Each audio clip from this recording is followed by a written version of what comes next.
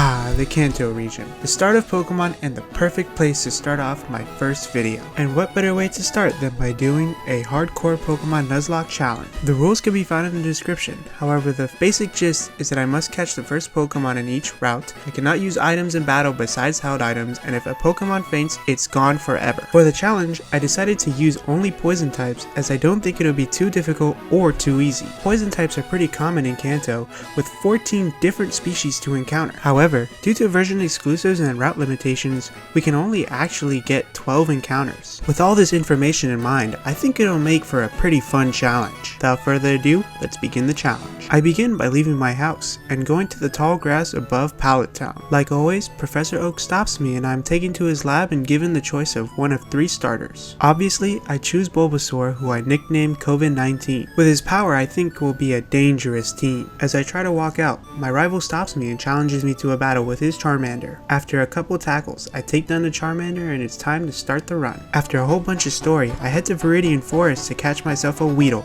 the second team member of our party. I nickname him Cancer, and for some reason, I didn't capitalize his full name. I'm not really sure why I didn't do that. After that, it's time to face Brock, the Fuchsia City gym leader. This fight is pretty easy, since I have COVID and he's pretty strong in the early game. As we start the battle, I go for Vine Whip straight away and one-shot the first Geodude that comes in. After that, it's Onyx, who doesn't go down to a Vine Whip straight away, but soon goes down the next turn after. And with that easy battle, I move on after claiming my Pewter City gym badge. On the way to Mount Moon, I evolve COVID into an Ivysaur, and I catch a Nidoran male who I name Malaria. Malaria would be a huge part of this run, and honestly, I don't think I would have won without him. Inside Mount Moon, I catch a Zubat, and I name her Influenza. One of the gripes I have about this game is that she'll never be able to become a Crobat. So while I think she'll be a useful member, she won't really get to blossom and do what she really could do. On the way to Misty, I evolve Malaria into a Nidoking with a Moonstone and catch an Ekans right outside of Cerulean City who has Intimidate. I name him Smallpox, and because of his ability, I'm sure he'll be very strong later on in the game. And now it's time to finally face Misty. Once again, COVID is the star of the show. Misty leads off with Staryu, who outspeeds and lends a Water Pulse to confuse, but COVID breaks through anyways and one-shots with a Vine Whip. Next is Starmie, who goes for Swift right away while COVID-19 breaks through confusion once again to land a nice Leech Seed. Unfortunately, the next turn COVID hits himself in confusion. I promptly switch out to Cancer, who takes a bit of damage from Swift but heals back a decent bit from the Leech Seed. After one more Swift, it's just a simple Twin Needle to end the battle. With that, we defeat Misty and obtain the Cascade badge. With Misty out of the way, next up is the rival battle at Nugget Bridge. My rival leads with Pidgeotto, while I lead with Smallpox in order to get off and Intimidate. I go for Wrap so that I could get off some sustained damage while Pidgeotto just goes for a Sand attack. I go for a Poison Sting while Pidgeotto goes for another Sand attack. Not wanting to deal with accuracy drops, I switch out to Influenza, who just takes a weak Gust. Pidgeotto goes down after I trade damage for 2 turns, and next up is Abra. Since all Abra knows is Teleport, I send in Malaria to clean up the rest of the battle. Although there was one little scare when Charmander crit Malaria with an Ember for half of his HP, but after just trading back with a double kick, we win the battle and the rival fight at Nugget Bridge. Right after Nugget Bridge, we get our newest team member, Bubonic the Oddish, and with the new level cap, Bubonic immediately becomes a Gloom, Smallpox an Arbok, and Influenza a Golbat. After some story stuff, we get to the SSN rival fight. Just like last time, I lead Smallpox into his Pidgeotto. After a Glare, I switch out to Influenza, who gets hit by a weak Gust. And just like last fight, after trading damage for 2 turns, Pidgeotto goes down. Next is Kadabra. But I never learn, and I risk another Confusion crit, going for another Bite. This time Kadabra does click Confusion, but fortunately it doesn't crit. What can I say? I'm the best player and I never get punished. Next up is Raticate, who I switch out to Smallpox in order to cycle and Intimidate. But even through Intimidate, Smallpox gets hit by a critical hit Hyper Fang by Raticate, leaving him very low. Because of this, I switch out to Cancer the Beedrill and take a weak Hyper Fang. On the next turn, Cancer hits a strong Twin Needle that'll surely kill the next turn. But unfortunately, Lady Luck catches up, and Cancer gets crit by a Hyper Fang, knocking him out. In hindsight, I really should have just went to Malaria instead of Cancer, but I don't really know what I was thinking. Instead, I have Bubonic come in and avenge her fallen brother, hitting Raticate with absorbs until it dies. Once Charmeleon comes out, I send in Malaria to clean up the last kill. It sucks to lose a team member that way, but I deserve it for playing pretty unsafe the entire battle. Always remember to play around the crit. Next up is the third gym with Lieutenant Surge. And for 1 second, I really have to take a break to describe how bad this gym is just made. I really hope whoever designed this puzzle in this gym was fired as soon as possible. I don't know if I'm crazy, but this puzzle just pisses me off. Like, it's so lazily made, and leaving the chance literally be a 50-50 sometimes just to find the right switch is so stupid. But finally, after that stupid puzzle, it's time to battle Lieutenant Surge. I lead off with Malaria versus Voltorb. I take a Sonic Boom and misclick double kick instead of dig. At the time, I did not realize, but this mistake will cost me greatly. I wanted to take too much unnecessary damage. I switch out to Bubonic on another Sonic Boom. Voltorb goes for a weak shockwave while Bubonic lands a sleep powder. From here, I spam acids trying to bait out the super potion from Lieutenant Surge. Fortunately, I get max sleep turns, which means Bubonic is able to take out Voltorb with minimal effort. I make another stupid mistake by switching out to Smallpox before Malaria. This means Pikachu gets a free turn to set up a double team. By the time Malaria comes in, Pikachu had already set up 2 double teams.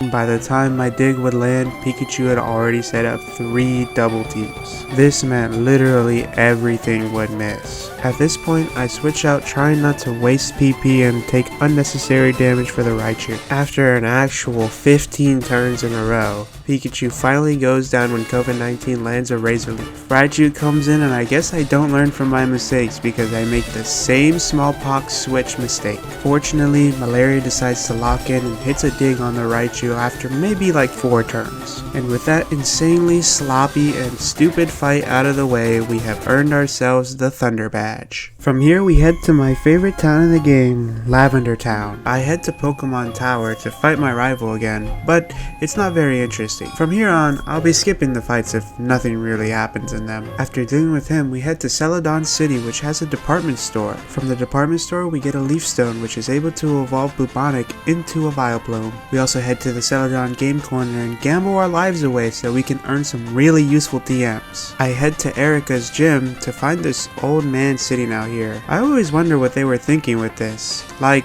this is not fit for a kid's game. Nevertheless, it's time to fight Erica, which should be really easy due to the type matchup. I lead Malaria, who sweeps the whole gym very easily using Ice Beam that we earned from the Celadon Game Corner. Feels good to have a nice and quick, easy boss fight, especially after I was playing like such an idiot before. From here, I head back to the Celadon Game Corner. I always thought it was really funny how this Team Rocket member is just sitting there. Like, in reality, what was bro thinking? From here, I go through Team Rocket's hideout to get to Giovanni. Honestly, I don't care what anybody says. Team Rocket and Giovanni are the coolest evil team that Pokemon has ever seen. Like, no one competes with this gangster ass dude that Giovanni is. Anyways, I lead with Bubonic, who easily deals with Onix and Rhyhorn in 1 hit. When Kangaskhan comes out, I switch to Smallpox for an Intimidate and then switch back out to Malaria. Then Malaria just lands a couple Brick Breaks to take down Kangaskhan and we earn ourselves the Silph Scope. I head back to Pokemon Tower and with the new Silph Scope, I'm able to catch myself a Ghastly. I name her Ebola and she immediately evolves into a Haunter, but since I'm not allowing myself trait evolutions, she's stuck as a Haunter forever. Not allowing is probably not the right word, but since I'm unsure if it's cheating or not, I just let it go. After quelling the Marowak's soul, I go to Route 13 and catch myself a Venonat. I name her HIV and she quickly becomes a Venomoth. Next is the annoying Koga split. Here I'm forced to take on Koga at a lower level than the level cap because I don't want to over level for Sabrina. Koga leads with Coughing while I lead with Influenza. Influenza pretty easily 1v1s Coughing and out comes Muck next. From here I swap to Smallpox to Psycho and Intimidate and go for Dig for a good half of Muck's HP. Because of the minimizes that Muck has done, I decide to switch out because I don't want a repeat of Lieutenant Surge. I send in Influenza, who has a perfectly accurate Aerial Ace. But unfortunately, she can't fully get the job done, and Koga is able to fully heal Muck with a Hyper Potion. So now I have Influenza just 1v1 the Muck, probably risking a few crits. But she gets it done, and Koga's second Coughing comes out next. I once again send out Smallpox to Intimidate and 1v1 the Coughing using Strength. Once that's done,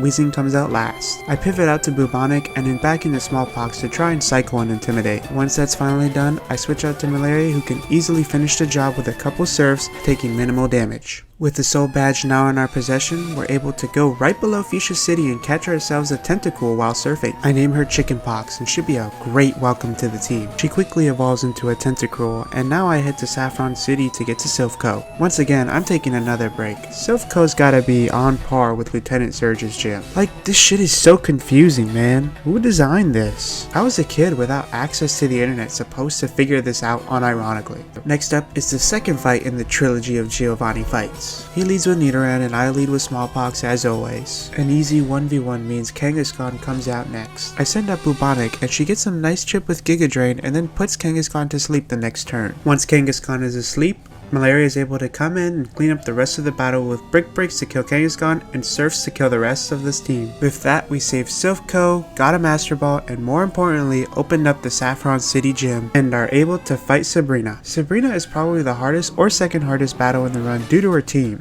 Her Kadabra and Alakazam both have Calm Mind, and she has a Mr. Mime who likes to pass buffs to the Alakazam, making the fight insanely hard. But I don't think it's anything that we can't overcome. Fortunately, Lady Luck will be on our side for this battle. I lead Chickenpox against her Kadabra, who leaves Kadabra in the red with a strong Surf. Kadabra just goes for a Calm Mind and heals the very next turn, but Chickenpox locks the fuck in, and she lands a critical hit next turn, one-shotting Kadabra. Next comes in Mr. Mime, who also gets crit by Chickenpox, who shows that she's really one of the MVPs of this run. Her scariest Pokemon comes in next, Alakazam. Fortunately, Gen 3 AI with Future Sight is really stupid, and so Sabrina goes for Future Sight right away while Chickenpox lands a Surf for half of Alakazam's HP. Next turn, Alakazam uses Calm Mind, which allows it to live Chickenpox's next Surf. Because I know she's gonna heal, I switch out to Smallpox because I don't want to deal with the special defense boost. Smallpox tanks the Future Sight on the switch in and goes for a Dig next turn while Alakazam just sets up another Future Sight. At this point, I'm pretty sure an Alakazam Psychic would have just killed Smallpox, but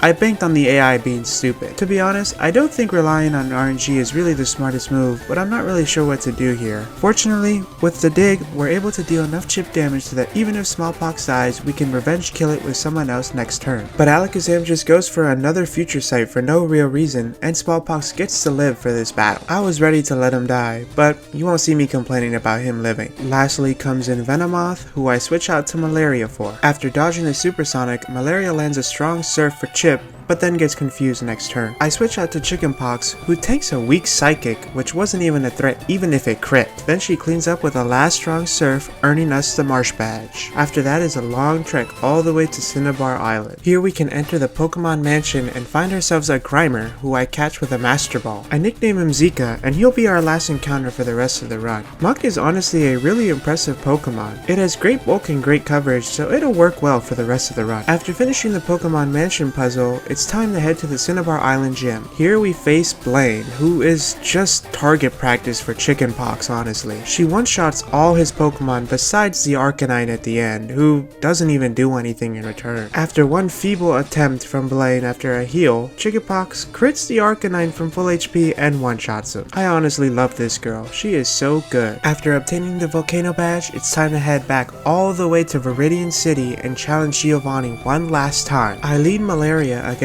Rhyhorn and one-shot it with Surf. Next is Dugtrio, who I accidentally risk a crit against, but never punished. Malaria then lands a strong Surf, one-shotting Dugtrio, and out comes Nidoqueen next. I switch out to Influenza on an incoming Earthquake, and pivot into Chickenpox so that she can end the battle with a couple Surfs. With Rhydon going down, that means we've earned the Earth Badge and earned the right to challenge the Elite Four. I wish I could say the rival fight before the Victory Road was interesting, but it still isn't. The Alakazam's only attacking Psychic move is Future Sight still, and he has an unevolved Execute on his team. But I assure you, his next fight is probably the strongest fight next to Sabrina. After Victory Road, we get to the gate of the Pokemon League, and after some quick preparation, here's my final team for the Elite Four. Let's see if this team of 6 has what it takes to avenge cancer and defeat the Pokemon League. First up in the Elite Four is Lorelei and her ice types. Lorelei sends out Dugong while I lead with Bubonic. I spend the first turn setting up a sunny day so that Bubonic could get a chlorophyll speed boost. From there I'm able to one-shot both Dugong and Slowbro with some solar beams. Next comes out Lapras, who won't go down to a solar beam, so I have to switch out. I switch out to Zika, who takes an ice beam pretty well and goes for a brick break next turn but gets confused and hits himself. From here I switch to Chickenpox, since she'll tank both stabs pretty reliably. On the incoming body slam, I switch out to COVID-19, who unfortunately gets paralyzed. I go for a Razor Leaf anyways, trying to get some damage, but instead I just get fully paralyzed and take a whole bunch of damage for no reason. I switch out to Chickenpox on the ice beam, and then pivot to HIV, who unfortunately gets crit by body slam. From here it's back to Chickenpox, and then another pivot to Malaria, who also gets paralyzed by a body slam. At this point it's time to risk some crits, and Malaria takes an ice beam, leaving him in the red. Fortunately, Brick Break lands, leaving Lapras at 1 HP. This means Lapras will heal, so I go for another Brick Break, but I get fully paralyzed. I go back out to Chickenpox, and at this point I am fiending for any kind of damage, so I go for an acid, which does literally nothing and almost kills Chickenpox to a crit body slam. I send Zika back in, and fortunately he's able to 1v1 the Lapras while risking a crit. From here I switch out to my last hope in this battle, Bubonic, while Cloyster goes for a dive. This allows Bubonic to set up another sunny day and allows her to heal from a Giga Drain against the Cloyster. Last is Jinx, and I risk a crit with Solar Beam in order to take her down in 2 turns. But fortunately, we pull through, and that is probably one of the most stressful fights in my entire life taken care of. Next up is Bruno, who I lead Bubonic against his Onix. I one-shot it with Giga Drain and heal back the small chip that he deals with Earthquake. Next up is Hitmonchan, and I switch out to Malaria, who is able to reliably tank this guy without taking any real damage. Hitmonchan actually misses 2 Sky Uppercuts in a row, while Malaria lands an Earthquake to bring it down to healing range. I go for Surf on the heal turn in order to guarantee the Earthquake kill next turn on Hitmonchan. Next is the second Onix, who I one-shot with Surf and get him out of the way pretty easily. Next is Hitmonlee, who I once again chip with Surf and then kill next turn with Earthquake. Last is Machamp, who I switch out to Zika, who I'm fairly confident can 1v1 pretty easily. But on the turn I click Sludge Bomb, Machamp goes for a bulk up, which makes him do not much damage. So instead I switch to Flamethrower, which burns on the first turn possible, which was pretty lucky. From here I switch out to HIV, who cleans up with a Psychic and wins us the battle. Next up is Agatha and her Ghost types. Against her first Gengar, I lead with Chickenpox. Her Gengar goes for double team, while Chickenpox just one-shots with Surf. Next up is the Haunter, who goes down in 2 Ice Beams as I'm trying to preserve Surf PP. Next is her second Gengar, who lands a weak Shadow Ball and goes down to an Ice Beam plus a Hydro Pump. Next comes Golbat, who goes down to 2 Ice Beams. Lastly is Arbok, and I switch out to Malaria to finish up the job with an Earthquake. That means it's finally time to face Lance and his Dragon types. Lance leads with his Dragon type Gyarados, while I lead with Zika, who can hit a strong Thunderbolt against Gyarados. After Gyarados comes the Dragon type Aerodactyl. Zika is able to take down Aerodactyl in 2 Thunderbolts, but is left on super low HP after a crit Ancient Power. I send out Malaria and risk a crit in order to take down Dragonite with 2 Ice Beams. Lastly are the 2 Dragonairs, who Chickenpox is easily able to clean up. And with a final Ice Beam, we defeat Lance and are able to challenge the Pokemon League champion. Here it is, the final showdown with the man who took out cancer. I believe it's time for vengeance. Smallpox thinks the same as she takes down Pidgeot with a single Ice Beam. Next is Alakazam, who sets up a Future Sight as I switch out to HIV. Alakazam then sets up a Reflect, while HIV lands a nice Sleep Powder. I switch out to Chickenpox, who lands 2 safe Surfs, leaving Alakazam in the red unfortunately. This means Alakazam will heal next turn, while Chickenpox fires off another strong Surf, leaving Alakazam in the yellow. And since I have no real safe switch-ins, I send out HIV to try and get another Sleep Powder, but the AI decides to actually attack this time and she goes down. Rest in peace HIV, but her death will not be in vain. I send out Bubonic next in order to get the revenge kill, as Alakazam just sets up a Reflect. But Bubonic doesn't get the job done and goes down the next turn as well. This was honestly pretty sloppy and I shouldn't have played it this way, but it is what it is. COVID-19 comes in next to get the revenge, but not without taking a huge chunk of health. Next is Charizard, and I let him go down because I don't think think he'll be much of a help for the rest of the fight. Next comes in Chickenpox, who is just barely able to take out Charizard without dying. Next is Rhydon, who instantly goes down to a Surf, fortunately. You know, it feels good to get a one-shot in this really intense fight that I'm not playing well. Next to come out is Exeggutor, and I make the final decision that I can win the fight without Chickenpox, so I decide to let her go down. But she lands a freaking 10% freeze on the Exeggutor and Chickenpox lives! But unfortunately, it's not for very long, and I let her go down to the incoming Gyarados.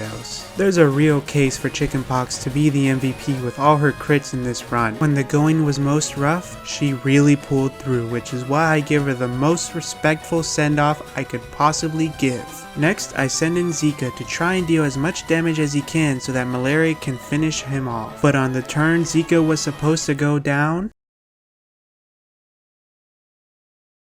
he lives on 1 HP. And with one final Thunderbolt, we beat the Pokemon League and win the run. I honestly played this run super sloppily, and I think I didn't really deserve this win with how bad I played. But we did it, and the Poison type only challenge is complete, and I'll make sure to play better in future runs. But that's all from me, folks. Please make sure to like and subscribe and maybe drop a comment or two. I am D Gangsta, and I will see you next time.